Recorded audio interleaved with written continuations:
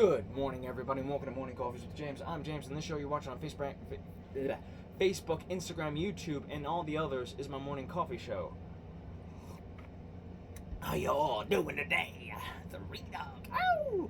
Today I want to talk about something that's been going on around the internet recently, and that is something I kind of just stumbled upon a couple of times, where it's a clip of Turning Red, where they dub over Zach Hadel's voice from Oni plays when they're playing Left 4 Dead 4 2, and he screams, "They hit the Pentagon, Lyle! They hit the Pentagon! Lyle, turn on the TV! They hit the Pentagon! They hit the Pentagon!" I'll play it real quick, but one of the videos, one of the things they...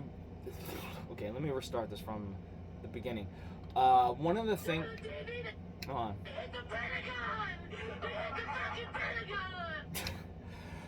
One of the things I was looking at, like, where did this come from? And it turns out it came from a review from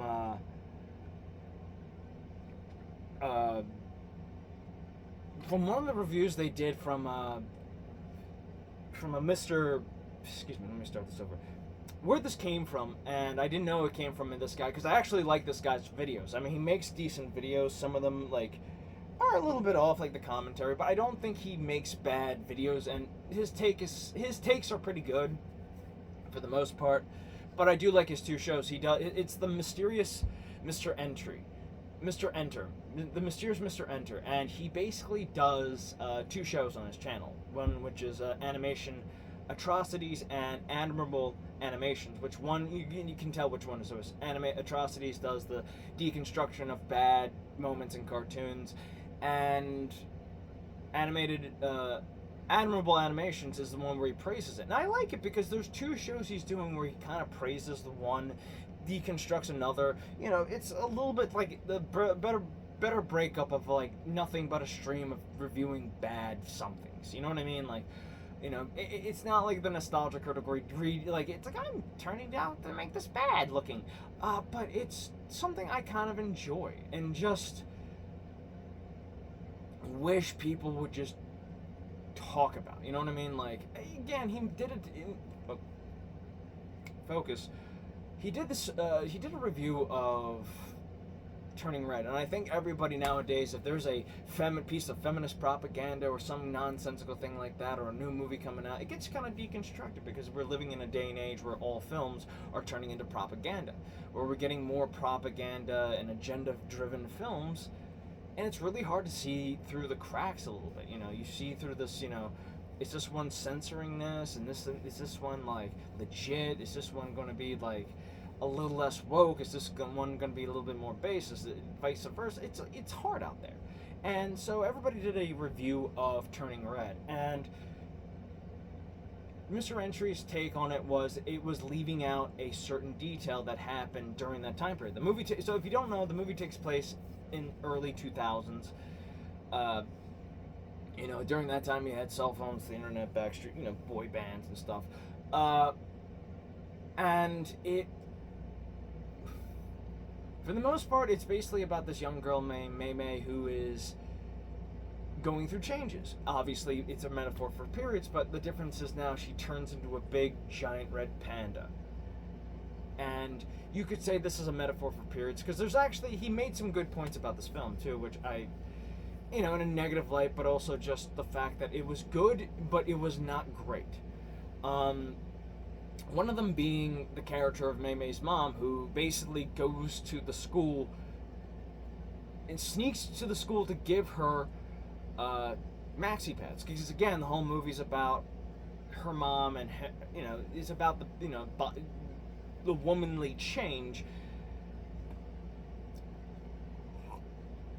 and also the, you know, the bond between mother and daughter, and the fact that the mother is very much like a helicopter pilot or a tiger mom.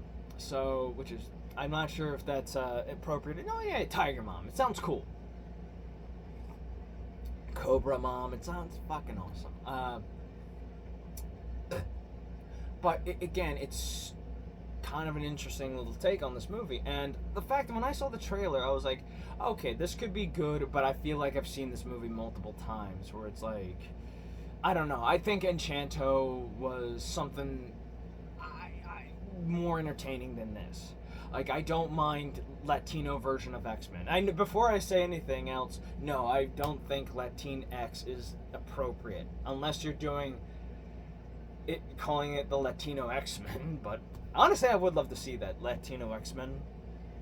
It starts off in Mexico, like some pavilion, some kind of like pavilion somewhere, and, or Villa.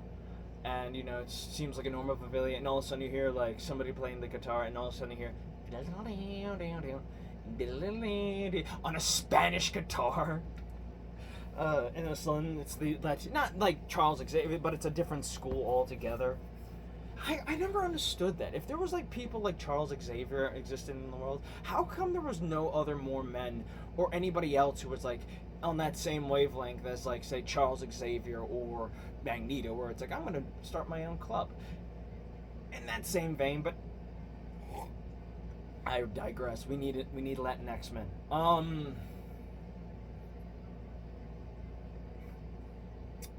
Yes. Turning right, Mr. Enter.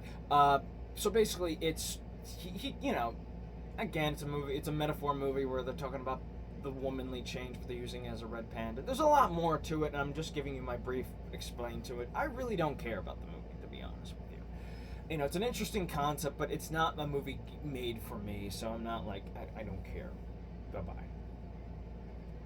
But a lot of animators and animation enthusiasts like it, so, and Mr. Enter being one of them, I know I should be getting to the fucking point, did the review, and he talked about, like I said before, it took place in 2000, like the earlier 2000s, and for those who are not history buffs, September 11th, 2001, was the day the World Trade Center was attacked by terrorists.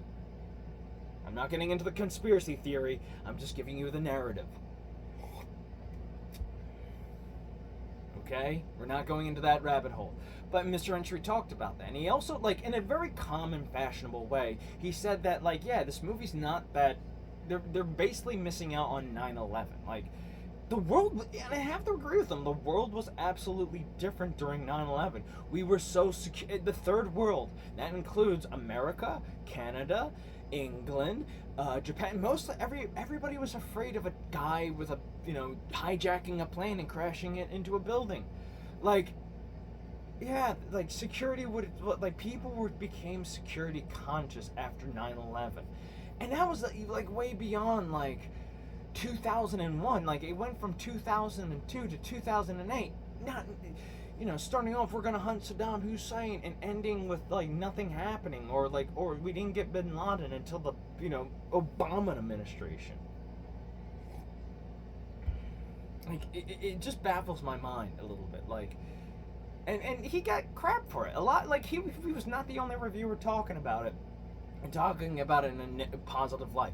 Like I really do not understand everybody's just going crazy over his review. He gave his 2 cents about that, and honestly, it doesn't mention 9/11 or like the super security risks, the hyper security that everywhere. And I know it takes place in Canada, but let's be honest, New York is so close to Canada, it's not even fucking funny, folks. Okay, it's not even fucking close. It does paint this like picture of utopia where everybody's getting along and stuff like that. They have a guy who's wearing I don't want to say it's a turban, but it's a Shiite.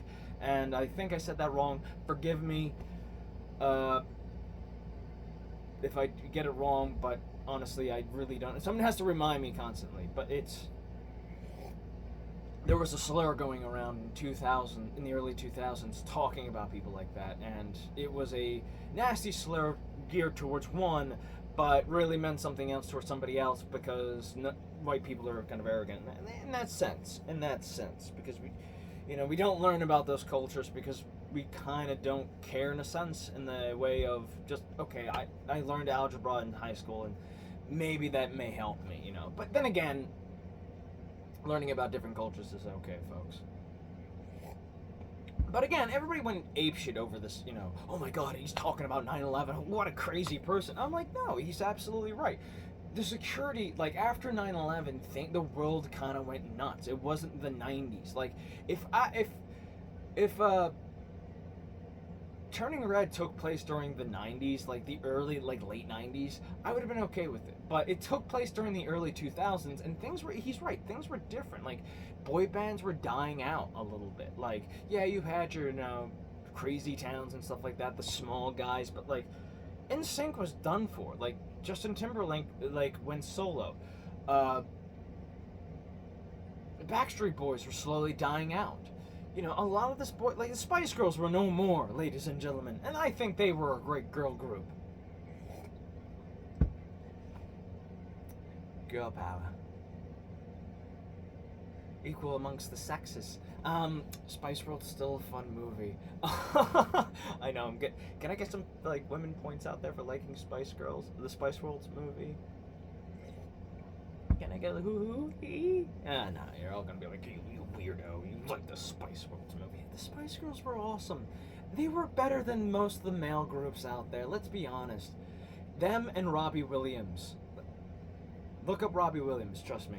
But one thing I will say, though, about going back to the whole Mr. Entry thing, and again about 9/11, how people were freaking out about this and just being like having the need to deconstruct this and like defend this because it didn't mention 9/11. And again, I felt like it was going to be a lot of the, who cares kind of argument, and it doesn't matter, and it's like, oh, it takes place in. I honestly disagree with that. Like, look, I know it doesn't take place in America, it takes place in Canada. But again, it's like somebody's representation. It feels like a synthetic version of that time period rather than being authentic, like really getting deep and authentic a little bit. Like, yeah, the early 2000s were a bizarre time because after things did change after 9/11. We were worried. Every time you heard a plane flying up, people were looking to see where it went. That time of paranoia, my friend, and fear. The 90s were in my mind, one of the most peaceful times out there. Yes, we had a little ruckus out there, but at one point in time, things were pretty good in the 90s. We had a period of peace. Despite Razorfist saying otherwise, I mean, god damn it, man, the 80s are fine, but even the 80s had their flaws, okay? And you know that too. You can feel it in your heart, you know it as well. But again, to me, it's kind of, again, I just don't give a shit about the movie, but like this whole like, oh, it took place during 9/11, 9/11. I on both sides, I'm like, who gives a shit? Like, and people being like, oh, look, this guy mentioned it didn't, they mentioned 9/11. I don't think he wanted to mention 9/11. I don't want the characters to just say, like you see that Zach Hadel thing where he's like, they hit the Pentagon. No, I didn't. Who gives a shit? This takes place after 9/11, so he just wanted it just to be a little bit more realistic, where it showed like our hyper vigilant, security obsessed lifestyle, and just being, having cameras everywhere, speak up if you see something strange. I remember those times, and especially when you had Arab, immigrants and Arab, can I say Arab or do I have to say Middle Eastern? Middle Eastern people, of that area. Arab, is Arab okay? I think Arab sounds cool, but and again, if I offend anybody, don't forgive me because I'm not going to apologize. I said it already, and I don't know. You made it so difficult that nobody wants to speak anymore. So Middle Eastern people, or Arab, if you want to go that route, were kind of like, became suspicious. Like, not in this bad, like, but in a bad way from like regular everyday people. They look at they're like, is he? Because again, you had like Bin Laden and like confirmed they were from the Middle East, and it's like they became a bad guy at that point, like the bad guy of the month, the bad guy of the week kind of thing, using Adam West. And again, it's a little shameful too, because it's, again, it sucked. It sucked during that time. I knew a friend, they went into a Chinese restaurant where me and my dad were eating at, and everybody freeze when they entered the room. My dad came in and just talked to them, and everybody was chilled. It was the same thing in, during the 80s with the Russians, the same thing with like the Germans, the Japanese, you know, during those time periods. Yeah, it gets rough because it's like everybody's at war, everybody's hangry, and it's like you don't trust your neighbor who sounds like a kraut, you know, or you don't trust the, you know, the nice Japanese family down the street because are they working for the empire? Are they trying to destroy ours? And it's like you become suspicious. You know, the axis of evil, the evildoers, as you know George Bush would say. So yeah, during that time there was a time of paranoia, and again, he's right. It was the movie kind of sugarcoated the early 2000s, like nothing bad happened. And honestly, I wish they would have just kept that in the movie. Like, okay, fine. You know, you could have it in the background somewhere, but like, I don't think he was trying to make it the main focus. He was literally just trying to be like, no, this is not completely accurate because I don't remember. Again, it's a sugar-coated version of 2000. Yeah, they have some other good points that the girls in the movie act like teenage girls, but I have my own criticism. I think the art style is just that Cal art style and 3D animation. You could say, oh, well, it looks like a, you know, Ghibli movie. No, Ghibli movies absolutely look gorgeous. Okay, this is not Ghibli. This looks more like Cal Arts. And please, you could do the like facial drawing thing, and yes, it would be the exact same thing. So, bottom line, I don't think Mr. Entry was wrong for mentioning 9/11 and all that stuff. I think people overreacted to that, and I think the problem with that is that we've become a culture that's just overreactive, like hyper reactive over every little thing people say, and that includes like not just like what the social woke media wants to hear or targets. It's like small things too. Oh, he mentioned 9/11. He mentioned this. You're allowed to have a hot take about shit, and like, granted, the review's kind of okay. Like, what the fuck are you people talking about? It's a decent fucking review. Like, you know, yes, he mentions 9/11, but like everybody again was either talking about how bad this movie was or how great this movie was, and in the middle he was just talking about how mediocre it was. It was a mixed bag. It was okay. It wasn't great. It wasn't bad. It was okay. There. I kind of laugh at people, and it just makes me laugh how people jump on this shit constantly. It just baffles my mind. It's like you can't make a criticism about something anymore without everybody jumping down your throat. Thanks a lot, nostalgia critic. Early 2010 reviews really hurt the internet. It really did. Like, granted, you had this form of entertainment that was great, but like, nobody can say shit anymore because they take your word literally. And I think it started with criticism of like art. A little bit like this, like the nostalgia. Like, what's the blur between the character and this? Like, one thing I will say though about the nostalgia critic, though he did create an absolute interesting phenomenon too. Like, granted, I'm not judging him on like being a legend of the internet and being kind of like either looked upon as a devil or a god, but I think he should be looked upon as a legend. Like, yeah, this is like our Jimmy. Like, the way I would look at it, he's like our.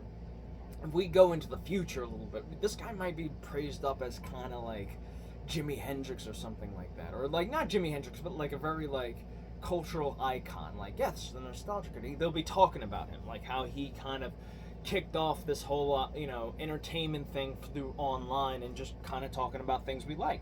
I think it was kind of like the birth of a podcast in a sense too. I don't know. Maybe I'm wrong probably about that. I maybe am. Joe Rogan kind of started it earlier, but